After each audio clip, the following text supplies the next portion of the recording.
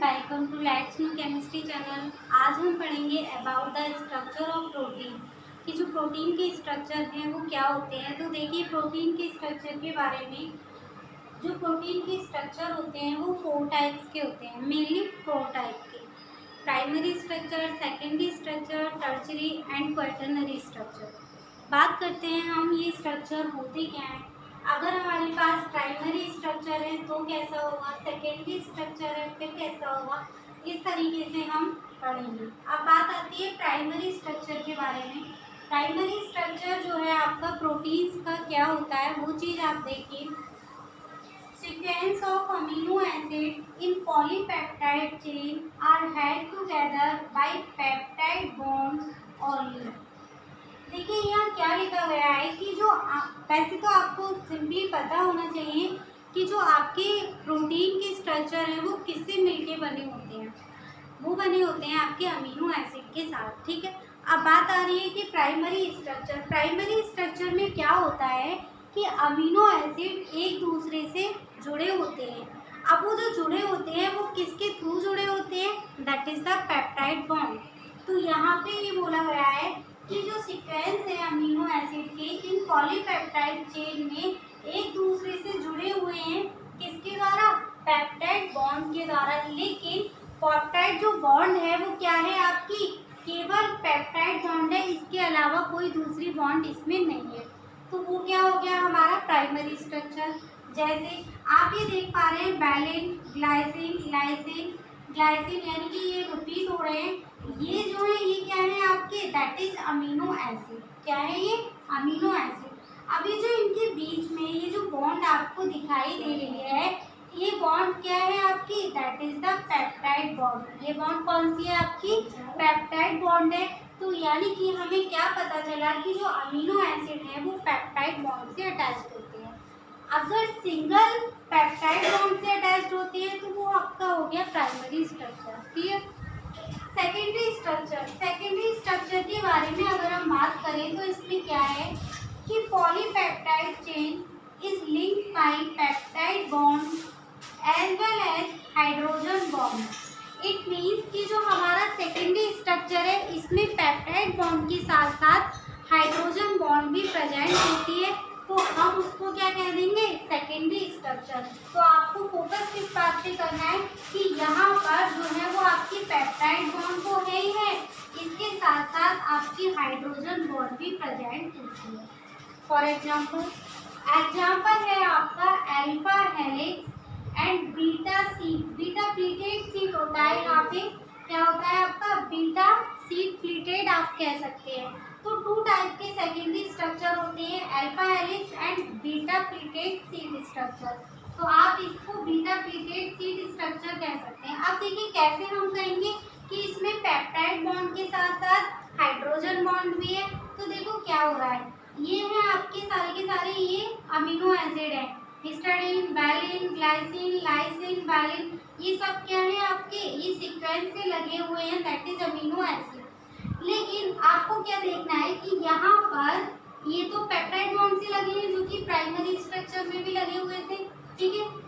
ये peptide bond के साथ साथ ये एक दूसरे से किससे जुड़े होते हैं, ये अटैच्ड होते हैं आपके हाइड्रोजन बॉन्ड के साथ, ठीक है।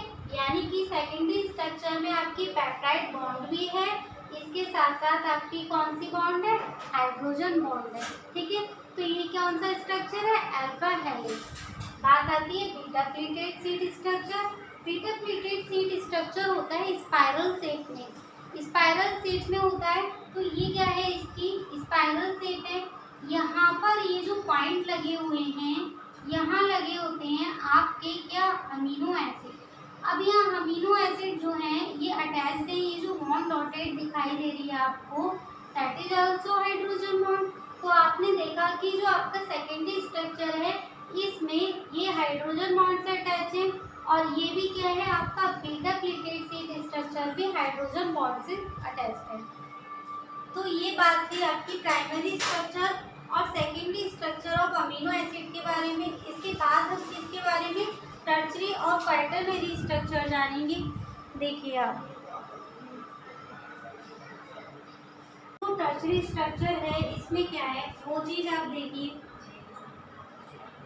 टर्शरी स्ट्रक्चर को हम एक नाम से और जानते हैं, that is 3D globular structure. क्या कहते हैं इसको?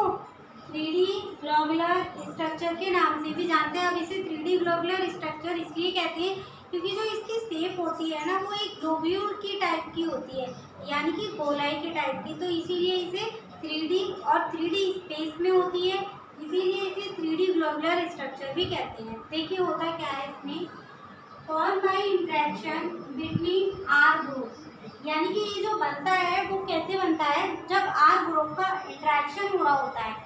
आर ग्रुप आपका हाइड्रोजन हो सकता है, मिथाइल हो सकता है, ठीक है। आर ग्रुप की जगह आपका कुछ भी हो सकता है, क्योंकि आपको पता है कि जब हम अमीनो एसिड के स्ट्रक्चर की बात करें तो होता क्या है, यहाँ पर अमीनो एसिड में एक COOH होता है, C एक होता है आपका H और एक होता है आपका R और यहाँ होता है आपका NH2।